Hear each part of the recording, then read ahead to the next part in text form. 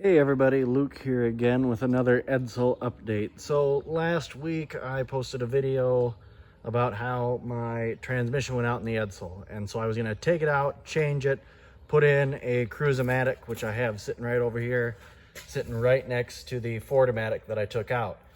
Well, a little bit of a change of plan here. I was gonna put that behind the 292 that is in the Edsel, but that's really not gonna happen.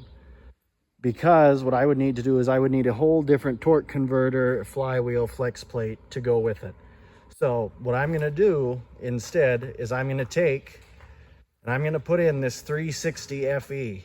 So not a 361, so it's not an Edsel original. This is a 1972 360. Came out of I'm gonna assume a 73 F100 pickup. We did a compression test. Every cylinder tested pretty good on it. There's one that was just a little low, but nothing too, worrisome on it. Right now I've been getting it cleaned up, put back together. It's got a new water pump, redid the timing set in it. Let's see, I'm gonna put a different oil pan and sump on because the pickup one is different. So this is the pickup sump. As you can see, it's long and low. So this is a rear sump.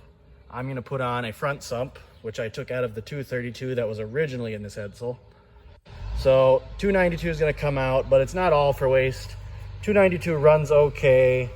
What we're going to do with that, we're going to put it in another Edsel. Yeah, that's right. There's another Edsel sitting around here.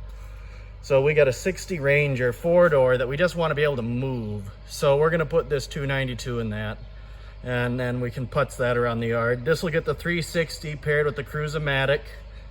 So going to get a power upgrade, a transmission upgrade. So this Edsel should go down the road pretty nice.